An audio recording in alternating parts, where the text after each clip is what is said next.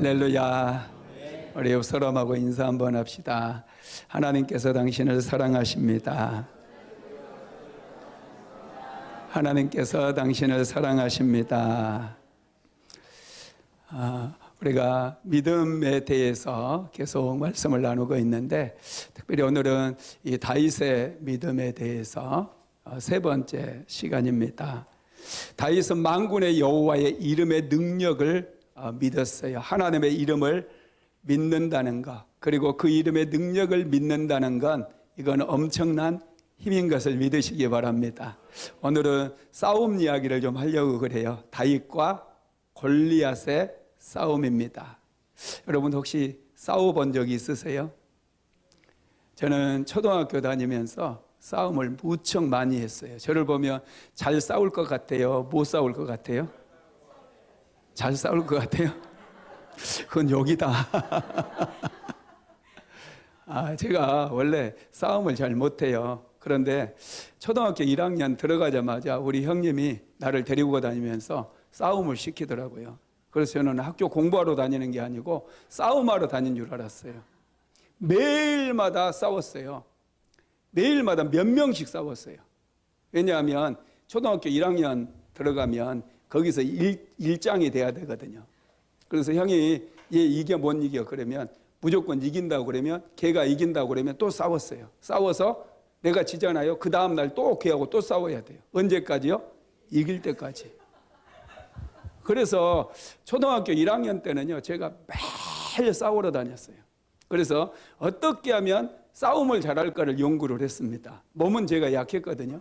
몸 약해서 큰 애들, 덩치 큰 애들 미리서 겁먹고, 우리 형 때문에 겁먹고 나한테 진다고 말하는 애들하고는 안 싸웠고, 덩치가 작다 할지라도 또 크다 할지라도 나를 이긴다고 하는 애들은 끝까지 싸워서 이겼어요. 그래서 1학년을 다 제패를 하니까 이제 끝난 줄 알았는데 이제 2학년하고 싸움을 시키는 거예요.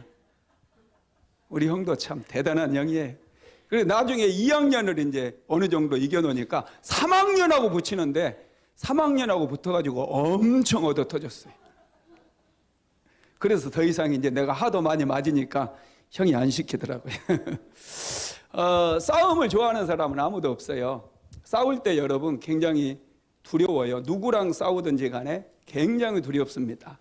그런데 여러분, 이 싸울 때요, 전략을 잘 짜면 싸움에서 이길 수 있어요. 제가 이제 또 초등학교 때 그렇게 싸우고 싸움을 안 했거든요. 저를 이제 초등학교 졸업할 때까지 제가 많이 싸웠어요. 저를 이겨먹으려고 이제 우리 형 졸업하니까 다 덤벼들어가지고 아주 매일 또 싸웠어요. 그런데 이제 중학교 때부터는 안 싸워서 싸우는 게 지겨우니까 안 싸웠어요. 근데 중학교 졸업 이후로 한 번 더 싸웠던 적이 있는데, 군대 가니까요, 이 훈련소에서 싸움을 시키더라고요. 그것도 이제 권투 글러브 끼고, 이 입에 마우스 이거 끼우고 권투를 시키는 거예요. 그런데 저랑 붙었던 사람이 덩치가 정말로 컸던 사람이에요. 엄청 덩치가 커요. 나도 이제 만만치 않잖아요. 좀 한 덩치 있잖아요. 나보다 훨씬 큰, 키가 한 190 정도 됐던 것 같아요. 덩치도 크고. 그런데 이분하고 싸워서 이 권투에서 이긴다는 거 체급이 안 맞기 때문에 이건 게임이 안 되는 거예요. 그래서 그냥 한 대 맞고 쓰러져 버리려고 그랬는데, 이렇게 때리는데 정말 세게 때리는 거예요. 정말 세게 때려요. 나는 이제 슬슬 하다가 쓰러져 주려고 그랬거든요. 군대니까 뭐 이긴다고 누가 밥 주나요? 상 주나요? 한 대 맞고 픽 쓰러지려고 그랬는데 한 대 맞았는데 너무 아픈 거예요. 그래가지고 오기가 발동해서 이 자식 정말 해보겠다는 거야 하고 이제 본격적으로 했어요.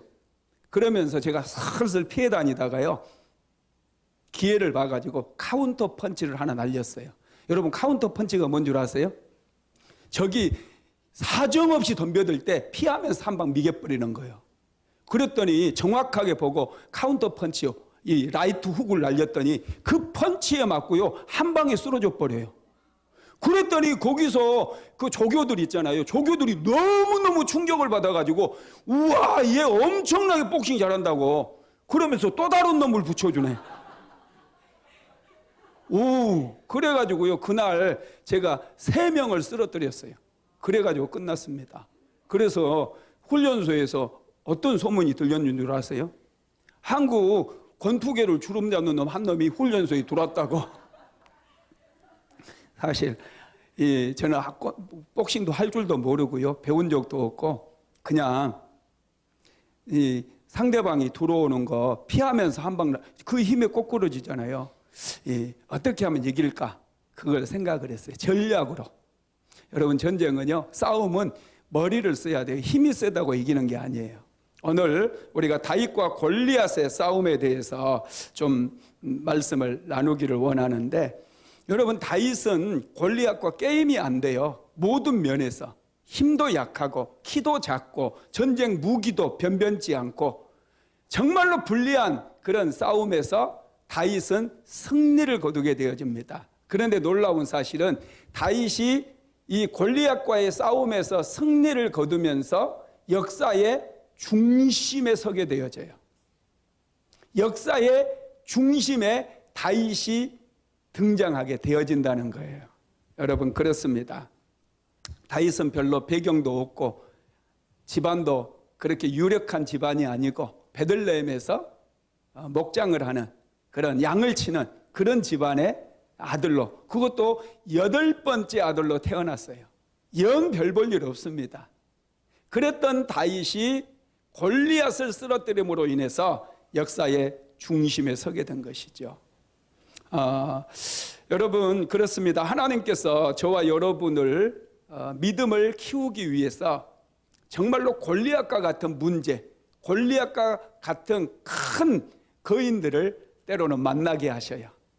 그리고 우리의 믿음을 통해서 골리앗을 쓰러뜨리게 만들고 우리를 역사의 전면에 세우실 뿐만 아니라 역사의 주인공으로 만들어 주실 때가 있다는 거예요. 그래서 여러분, 싸움이라고 다 회피해서는 안 돼요. 싸움이라고 전부 도망쳐서는 안 돼요. 반드시 우리가 싸워야 되는 그런 싸움들이 있다라는 거 믿으시기를 바랍니다.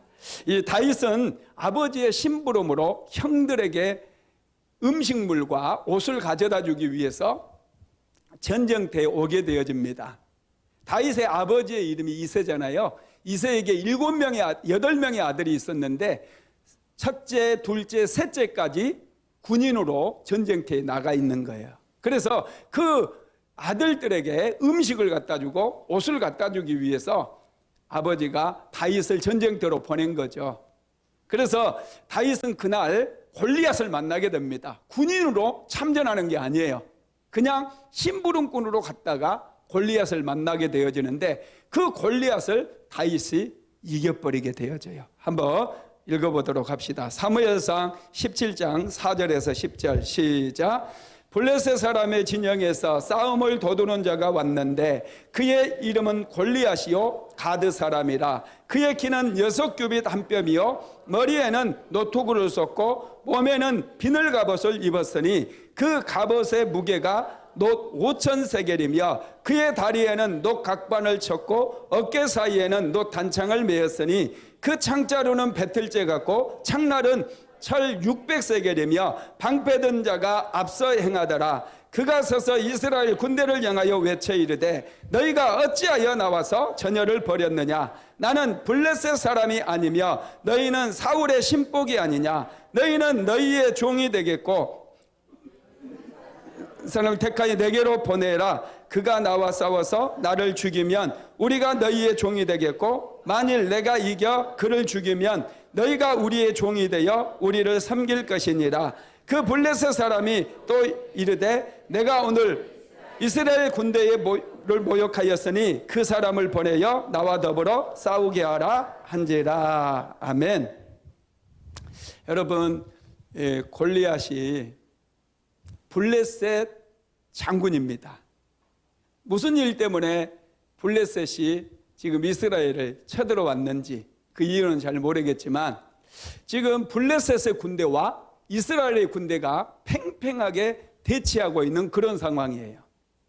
근데 블레셋 진영에는 골리앗이라고 하는 사람이 있는데 이 골리앗이 아침과 저녁에 이 이스라엘 군대 앞에 와가지고 40일 동안이나 하나님을 모욕하고 이스라엘 군대를 모욕했다는 거예요.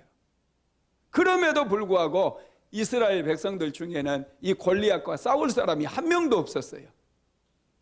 여러분, 40일이라고 하는 숫자 굉장히 중요합니다. 40일 동안 골리앗이 하나님을 모욕했어요. 여러분, 하나님께서는요 39일까지는 참아요. 그런데 40일 동안 그렇게 조속으로 하나님의 군대를 모욕하고 하나님을 모욕하면 하나님께서 참지 않으십니다. 성경에 보면 40이라고 하는 숫자가 많이 나와요. 노아의 홍수 때 여러분 비가 며칠 동안 내렸습니까? 40일 동안 비가 내렸어요. 예수님께서 광야에 나아가 여러분 공생의 사역을 시작하기 전에 며칠을 금식했느냐? 40일 금식했어요. 모세가 시내산에 올라가서 40일 동안 여러분 금식하면서 하나님의 말씀을 받았어요. 그리고 노아가 니느웨 성에 가가지고 니느웨 성의 심판의 소식을 전할 때 여러분 40일 동안 다니면서 심판을 외치게 되어집니다. 만약에 그들이 회개하지 않았으면 니느웨 성은 완전히 심판을 받았을 거예요. 그런데 이 사실을 모른 골리앗은 겁도 없이 40일 동안이나 하나님의 군대를 모욕하고 하나님의 이름을 모욕했다는 거예요. 그 40일째 되는 날 누가 오게 되느냐 하면 다윗이 오게 되는 거예요. 다윗이. 누가 보내신 거죠? 하나님께서 다윗을 그 전장터로 보내게 된 거예요. 그리고 골리앗이 하나님을 모욕하는 소리를 다윗이 듣게 되어집니다. 한번 읽어봅시다. 사무엘상 17장 22절에서 23절 시작. 다윗이 자기의 짐을 짐지키는 자의 손에 맡기고 군대로 달려가서 형들에게 문안하고 그들과 함께 말할 때에 마침 블레셋 사람의 싸움 도두는 가드 사람 골리앗이라 하는 자가 그 전열에서 나와서 전과 같은 말을 하며 다윗이 들으니라. 아멘. 다윗은 하나님을 모욕하는 골리앗의 목소리를 들었어요. 도저히 참을 수가 없었습니다. 만군의 여호와의 이름을 모독했을 때 다윗의 마음속에는 거룩한 분노가 솟아나게 되었다라는 것이죠. 그래서 다윗이 곁에 있는 사람에게 물어봅니다. 이 블레셋 사람을 죽여서 이스라엘의 치욕을 제거하는 사람에게는 어떤 상이 주어지느냐? 그러자 옆에 있는 사람이 이렇게 얘기해요. 자, 25절 사무엘상 17장 25절 시작. 이스라엘 사람들이 이르되 너희가 이 올라온 사람을 보았느냐? 참으로 이스라엘 모욕하러 왔도다. 그를 죽이는 사람은 왕이 많은 제물로 부하게 하고 그의 딸을 그에게 주고 아버지의 집을 그의 이스라엘 중에 세금을 면제하게 하시리라. 아멘. 왕이 많은 제물을 주겠다는 거예요. 그리고 그의 딸과 결혼시켜주고 아버지 집에 세금을 감면해 주겠다는 거예요. 다윗은 뒤를 돌아보지 않습니다. 군인도 아니고 군대 훈련을 받아보지도 않았던 다윗이 자신이 직접 싸우겠다는 거예요. 그런데 여러분, 골리앗이 어떤 사람입니까? 골리앗이 대단한 사람 아닙니까? 어떤 사람이었는지 한번 읽어봅시다. 사무엘상 17장 4절에서 7절입니다. 블레셋 사람들의 진영에서 싸움을 도두는 자가 왔는데 그의 이름은 골리앗이요 가드 사람이라. 그의 키는 6규빗 한 뼘이요 머리에는 노투구를 썼고 몸에는 비늘 갑옷을 입었으니 그 갑옷의 무게가 놋 5천 세겔이며 그의 다리에는 놋 각반을 쳤고 어깨 사이에는 놋 단창을 메었으니 그 창자루는 배틀재 같고 창날은 철 600세겔이며 방패든 자가 앞서 행하더라. 아멘. 골리앗의 키가 6규빗이라는 거예요. 여러분, 한 규빗은요 이 팔꿈치에서 이 손가락 끝을 얘기합니다. 어른들의 한 팔꿈치, 이 팔꿈치가 보통 45cm에서 50cm가 되어져요. 그러면 50cm라고 한다면 6규빗이면 3m나 돼요. 3m. 어마어마한, 여러분 키가 어마어마한 거인입니다. 이런 거인을 여러분 다윗이 두려워하지 않아요. 그리고 이 골리앗이 든 창날이요 600세겔이에요. 우리나라 이 킬로그램으로 하면 60kg. 60kg짜리 그냥 창날을 막 한 번씩 샥 휘날릴 때마다 막 바람이 샥 일어나지 않겠습니까? 골리앗은 뿐만 아니라 여러분 갑옷도 있고요, 투구도 차고요, 양쪽 어깨에는 이 단검을 이렇게 딱 꽂고 있어요. 누가 봐도 벌벌 떨 수밖에 없습니다. 그리고 골리앗을 보면은 자신만만해요. 누구와 싸워도 이길 자신이 있다는 거예요. 그러니까 이스라엘 군대 앞에 서가지고 하나님을 모욕하고 이스라엘의 군대를 막 모욕을 하는 거예요. 누구든지 나와 싸울 자가 있으면 나 봐라, 뭐 우리 다 싸울 필요가 있느냐, 한 사람 싸워서 이긴 사람 이기면 이 이긴 자의 진자가 이긴 자의 종이 되면 되지 않겠느냐, 그러면서 소리를 지르는 거예요. 이스라엘의 군대는 사울왕을 비롯해서 골리앗의 기세에 눌려버립니다. 꼼짝도 하지를 못해요. 두려움에 떨고 있어요. 아무것도 하지를 못하는 거예요. 그런데 그때 군인도 아닌 다윗, 그것도 소년 다윗이 자기가 싸우겠다고 나서게 되어집니다. 그러자 사울이 자기의 갑옷을 벗어서 다윗에게 입혀줍니다. 다윗이 입어보니까 이건 아니에요. 갑옷이 맞지도 않고 무겁기만 해요. 갑옷을 벗어놓고 다윗은 물맷돌 5개를 들고 골리앗과 싸우러 가서 골리앗을 한 방에 끝내버립니다. 다윗이 그때 가지고 갔던 것은 만군의 여호와의 이름이었어요. 그 이름으로 승리를 거두게 된 줄 믿으시기를 주님의 이름으로 축원드립니다. 다윗이 골리앗을 이렇게 믿음으로 쓰러뜨렸는데, 다윗이 골리앗을 쓰러뜨린 비결이 있어요. 첫째는 하나님을 의지하는 믿음이 있었기 때문에 그렇습니다.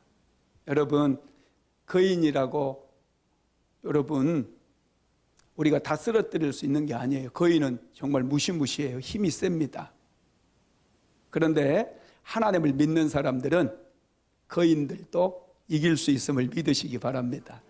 제가 요즘 기도를 좀 세게 하고 있어요. 기도를 좀 세게, 아침 저녁으로, 새벽에도 그렇고 저녁에 와서도 아주 요즘 좀 세게 하고 있습니다. 세게 해야 될 그런 기도 제목들이 좀 있어서 막 기도를 좀 많이 하고, 애들을 위해서도 막 이제 우리 성도들을 위해서도 막 영적 전쟁을 하고 있어요. 그랬더니 이 많은 막 후폭풍들이 있더라고요. 후폭풍이 있는데 어젯밤에 밤 새벽 3시에 우리 아들이 막 문을 두드리는 거예요. 앞에 그러면서. 왜 그랬더니 숨을 못 쉬겠어요 하면서 얘가 막 다 죽어가는 거예요. 진짜예요. 다 죽어가. 진짜 깜짝 놀라. 너무 자다가 막 놀라가지고 왜 그래 막.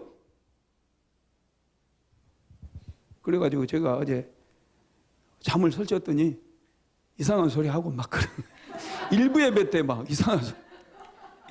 성경 구절을 자꾸 놓쳐 읽으면서 막 머리가 막 집중이 안 돼. 마귀가 방해를 하는 것 같아요. 그래서 제가 기도를 해줬어요. 예수의 이름으로, 예수의 이름으로.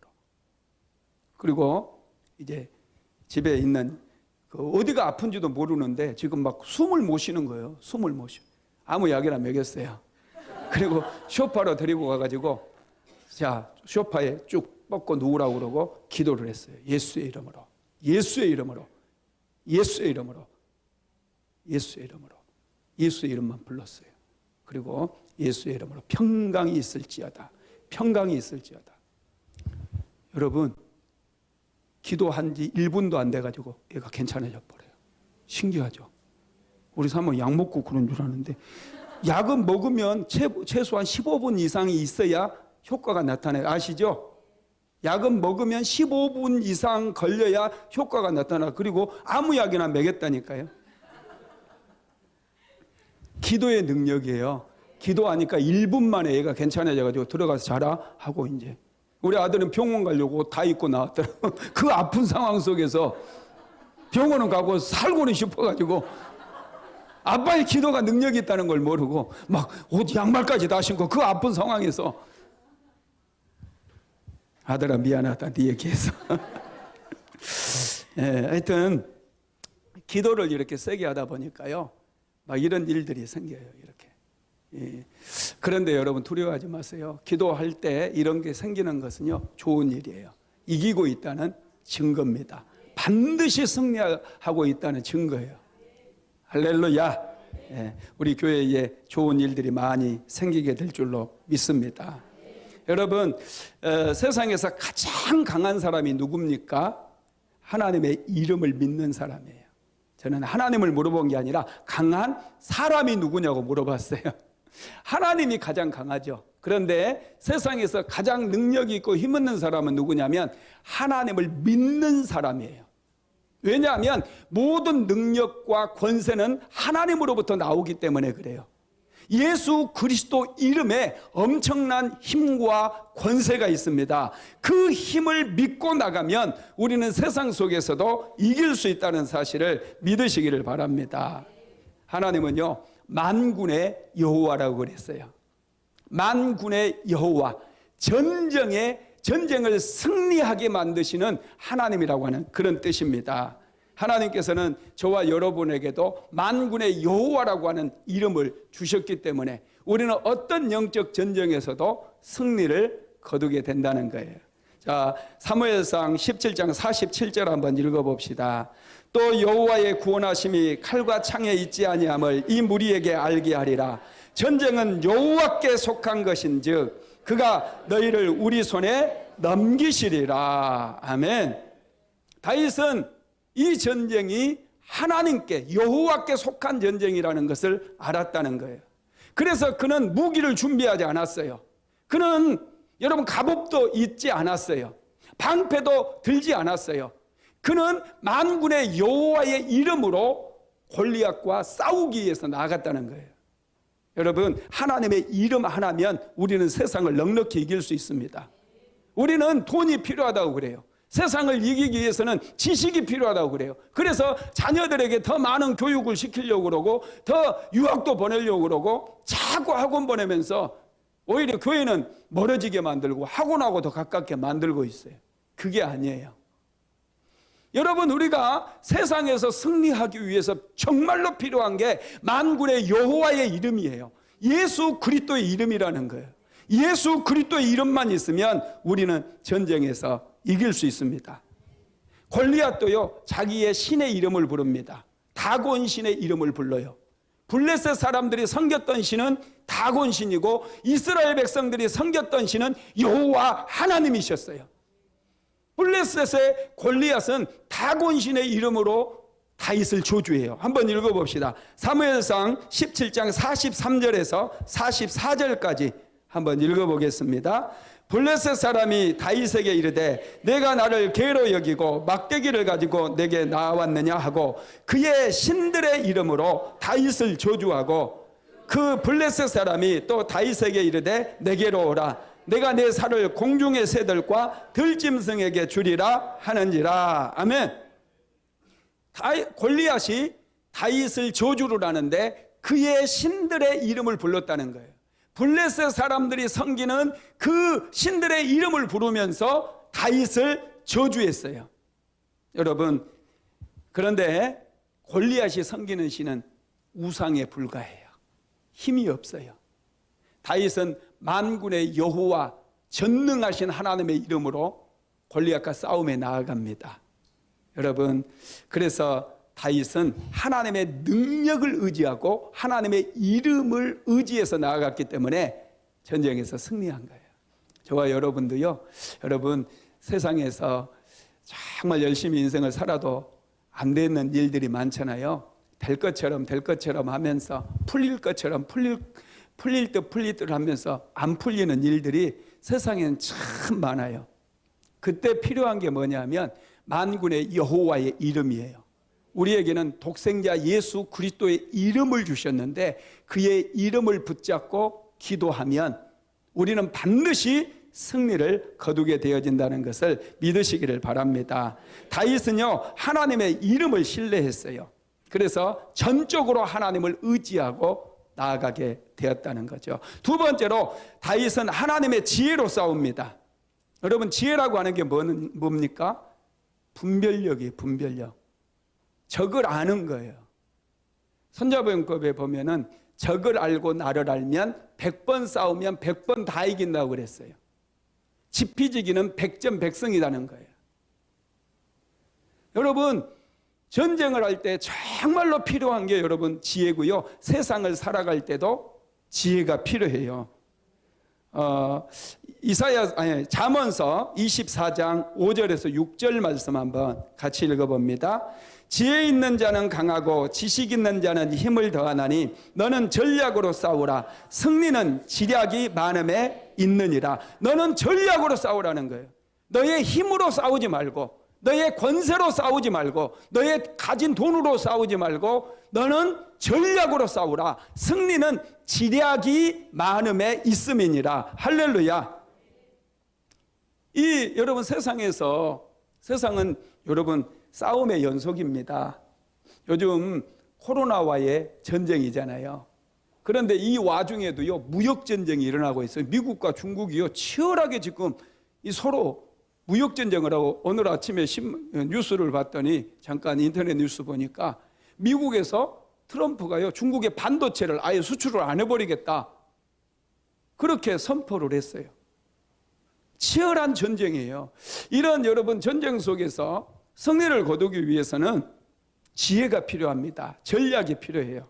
그런데 여러분, 지혜 중에 최고의 지혜가 뭡니까? 하나님을 아는 것이라고 성경은 말합니다. 잠언서 9장 10절 한번 읽어봅시다. 시작. 여호와를 경외하는 것이 지혜의 근본이요 거룩하신 자를 아는 것이 명철이니라. 아멘.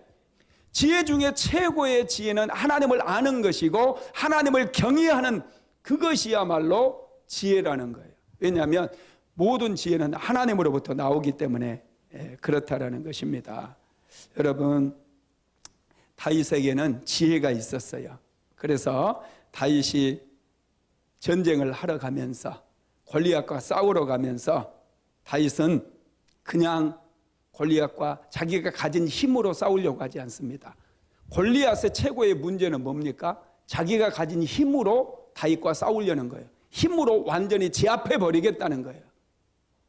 그런데 다윗은 자기의 힘으로 나아가지 않고 만군의 여호와의 이름으로 나아가며 지혜를 가지고 나아갔다라는 거예요. 그래서 다윗이 선택한 무기가 뭐라고요? 물맷돌이에요. 물매 하나 가지고 가는 거예요. 골리앗이 선택한 무기는 60km 나가는 그 어마무시한 창, 그리고 방패를 든 소년들을 앞세웠어요. 뿐만 아니라 칼을 차고 있었고, 어깨에는 2개의 단창을 꽂고 있었어요. 투구를 썼어요.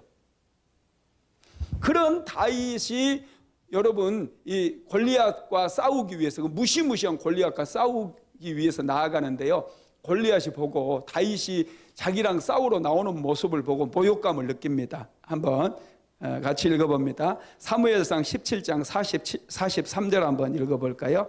시작.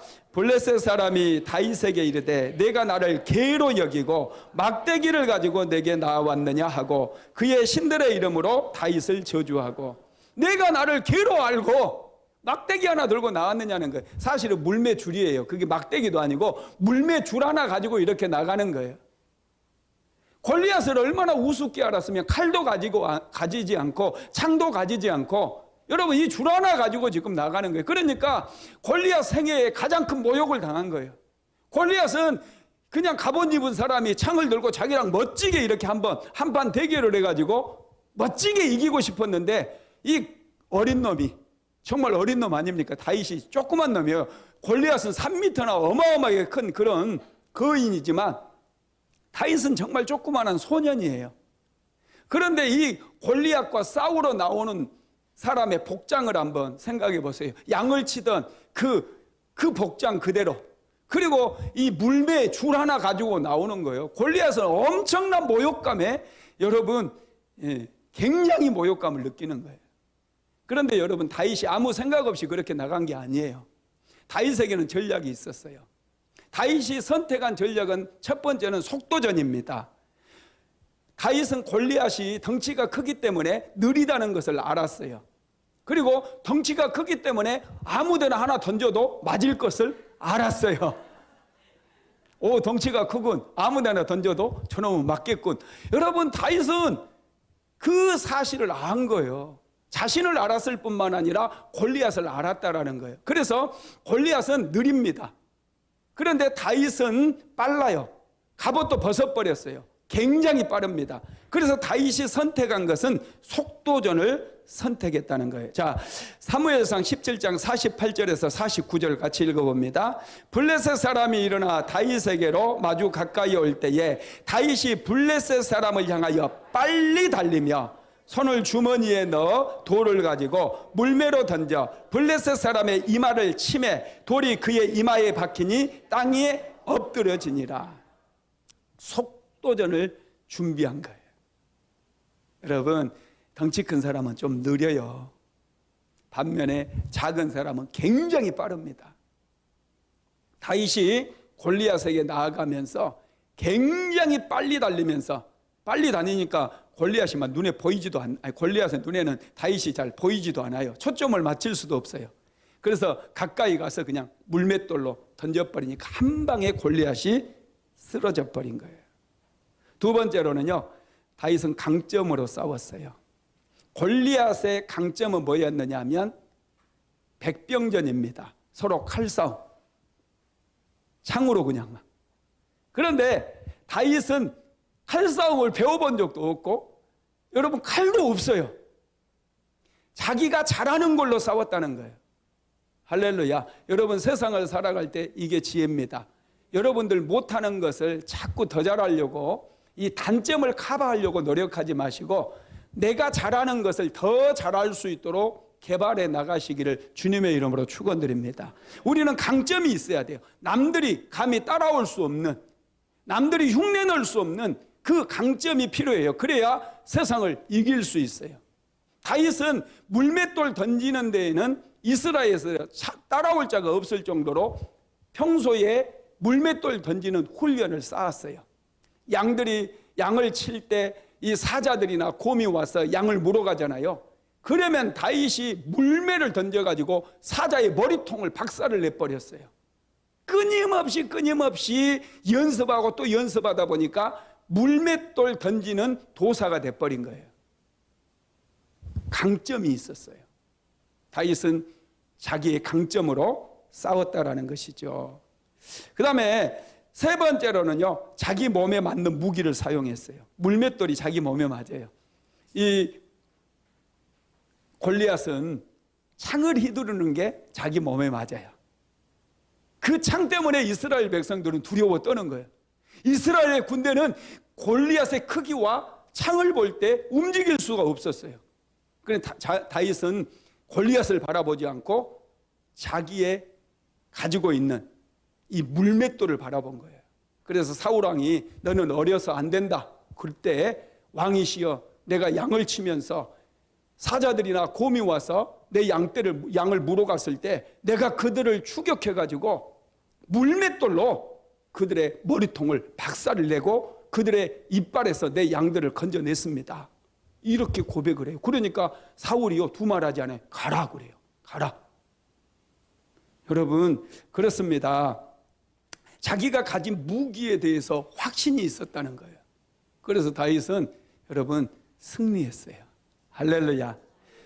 뿐만 아니라 네 번째, 다윗은 골리앗을 과소평가하지 않았습니다. 골리앗은요, 다윗의 외모를 보고 무시해버려요. 키가 작잖아요. 가진 무기도 변변치 않잖아요. 그러니까 골리앗은 다윗을 무시하고 과소평가하게 되어집니다. 아이고, 저 조그만 놈이 까불고 있네. 하룻강아지 범 무서운 줄 모르고 감히 설치고 있어. 이런 마음으로 전쟁에 나아갔다는 거예요. 이런 마음으로 전쟁을 하게 되는데 여러분, 골리앗이 이길 리가 만무하죠. 교만이 들어오는 순간 전쟁에서 실패하게 되어 있어요. 세계 전쟁사를 보면요, 제가 역사를 좋아해가지고 많은 전쟁사를 제가 읽어봤어요.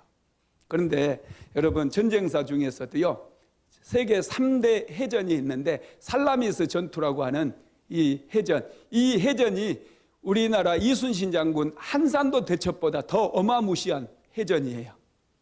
살라미 전쟁은요, 살라미 해전은 이 페르시아 군대 70만 명과 그리스 군대 4만 명이 맞붙은 전쟁입니다.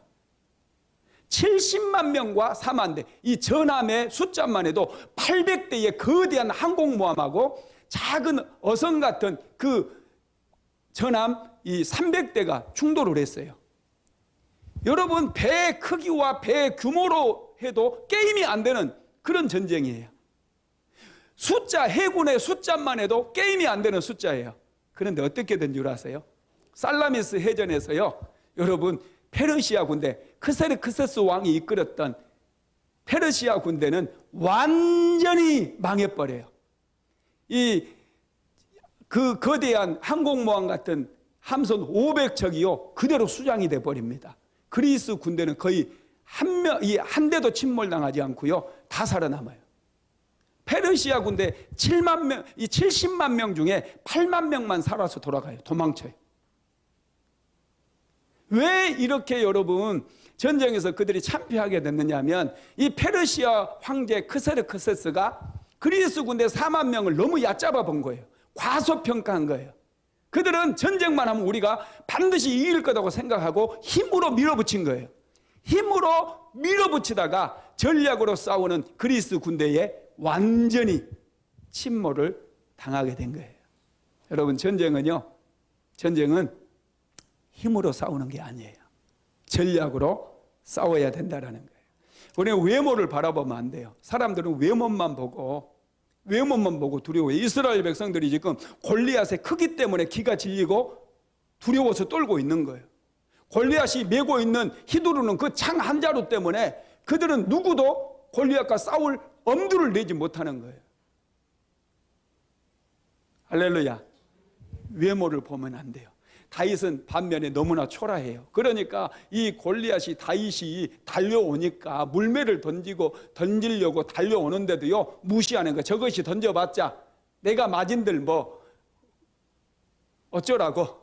그러다가 여러분 이마에 정통으로 돌이 박혀버리니까 그때서야 꽥 소리내고 죽은 거예요. 할렐루야. 여러분, 그렇습니다. 골리앗은 다윗의 외모를 보고 과소평가하거든요. 우리는 인생을 살아갈 때 누구든지 과소평가하면 안 된다는 거예요.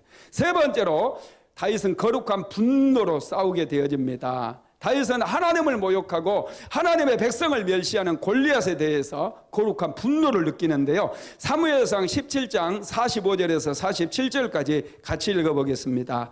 다윗이 블레셋 사람에게 이르되 너는 칼과 창과 단창으로 내게 나아오거니와 나는 만군의 여호와의 이름 곧 내가 모욕하는 이스라엘 군대의 하나님의 이름으로 내게 나아가노라. 오늘 여호와께서 너를 내 손에 넘기시리니 내가 너를 쳐서 내 목을 베고 블레셋 군대의 시체를 오늘 공중에 세워 땅의 들짐승에게 주어 온 땅으로 이스라엘에 하나님이 계신 줄 알게 하겠고 너 여호와의 구원하심이 칼과 창에 있지 아니함을 이 무리에게 알게 하리라. 전쟁은 여호와께 속한 것인즉 그가 너희를 우리 손에 넘기시리라. 아멘. 여러분, 다윗이 지금 골리앗을 향해서 어마어마한 분노를 느끼고 있어요. 왜 그래요? 골리앗이 살아계신 하나님의 이름을 모욕하기 때문에, 이스라엘의 군대, 하나님의 군대를 모욕했기 때문에, 그것 때문에 다윗이 분노를 느낀 거예요. 골리앗이 다윗에게 욕한 게 아니에요. 다윗을 무시한 게 아니에요. 다윗에게 뭐 상처를 줬다거나 다윗을 그냥 꿇어 엎드려 뻗쳐 시켰다거나 다윗에게 벌을 준 게 아니에요. 다윗이 지금 골리앗을 향해서 엄청난 분노를 느낀 것은 그가 섬기는 만군의 하나님 여호와를 모독했기 때문에, 살아계시는 하나님의 군대 이스라엘의 군대를 모독했기 때문에 다윗이 엄청난 분노를 느끼고 있다는 거예요. 여러분, 그런데 이스라엘의 군대들을 한번 보세요. 그렇게 하나님의 군대를 모독하고 만군의 여호와의 이름을 모독하는 그 블레셋의 그 외침 소리에 오히려 떨고 있다는 거예요. 그것마저도 다윗의 분노를 일으킨 거예요. 정말 하나님의 군대가 이렇게 쪼다처럼 두려워 떨고만 있는가? 아무도 저 골리앗과 싸울 수 있는 사람이 없단 말인가? 그거에 대한 거룩한 분노를 느끼고 다윗이 골리앗과 싸우게 된다는 거예요. 그러면서 그는 하나님께서 자신을 지켜주실 것을 믿었던 거예요. 여러분, 그렇습니다. 우리 신앙의 본질이 무엇일까요? 신앙의 본질. 무엇이든지 본질이 중요해요. 본질이. 코로나 바이러스가 여러분 창궐 하고 있어요. 지금 또다시 조금씩 일어나고 있는데요. 전 세계적으로 보면 창궐하고 있어요. 여러분, 우리 신앙의 본질이 무엇인지 한번 생각해 봐야 돼요. 내 안에 두려움이 없는지. 신앙의 본질은 믿음입니다. 믿음. 만군의 여호와의 이름을 믿는 믿음, 예수 그리스도의 이름을 믿는 믿음, 이 믿음으로 우리는 세상을 이기고 코로나를 이기고 우리는 하나님의 영광을 나타낼 수 있는 거예요. 여러분, 믿음은요, 믿음 자체가 도전입니다.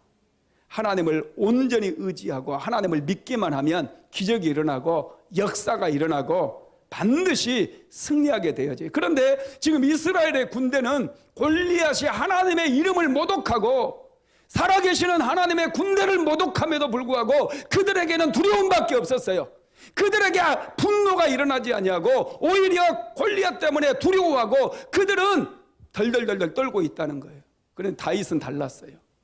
하나님의 군대를 모욕하는 이 골리앗을 향해서 거룩한 분노를 가지고 만군의 여호와의 이름으로 골리앗과 싸우러 나가는 거예요.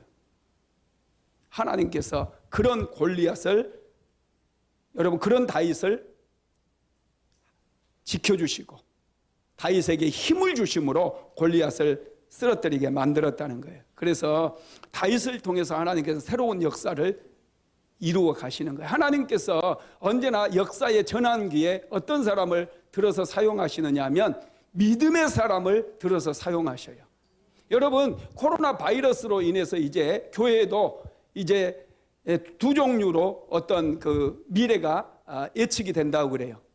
어떤 사람들은 교회가 오히려 더 부흥할 것이다. 어떤 사람은 교회가 퇴보할 것이다. 어려움에 직면할 것이다. 많은 분들이 교회가 이제는 이전의 교회와 달라질 것이다. 이렇게 예측을 합니다. 그것은 믿음이 없는 말이에요.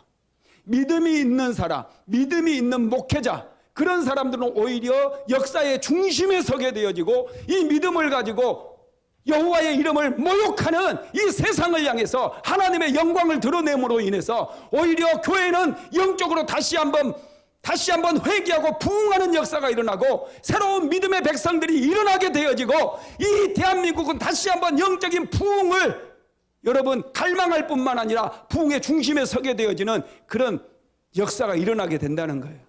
하나님께서 누구를 사용하시겠어요? 이런 역사의 전환기에서는 믿음의 백성들을 사용하셔요. 우리 안디옥 교회 지금 저녁만 되면 나라와 민족을 위해서 나와서 기도하는 사람들이 많아져요. 저녁 8시에 나와서 하나님 앞에 기도하고 있어요. 이 나라의 민족을 위해서 기도할 뿐만 아니라 이 코로나 사태로 인해서 다시 한번 새로운 시대가 시작되기를 갈망하고 다시 한번 영적인 부흥이 이 땅에 일어나게 되기를 우리가 소망하면서 기도하고 있다는 거예요. 하나님께서 어떤 교회를 사용하시겠어요? 두려워서 교회도 나오지 못하고 두려워서 덜덜 떨고 있는 그 사람을 역사의 중심에 세우겠다는 거예요. 전혀 그렇지 않아요. 할렐루야. 자신감을 가지시기 바랍니다. 이러한 때에 우리의 믿음의 크기가 보여지는 거고 믿음이 결정되어지는 거예요. 우리가 믿음 붙잡으면 돼요. 두려워하지 마세요. 믿음 붙잡으면 우리는 어떤 상황 속에서도 승리를 거둘 수 있다는 것입니다. 여러분, 믿음은 자체가 도전이에요. 믿음은 도전하는 거예요. 믿음은 전진하는 거예요.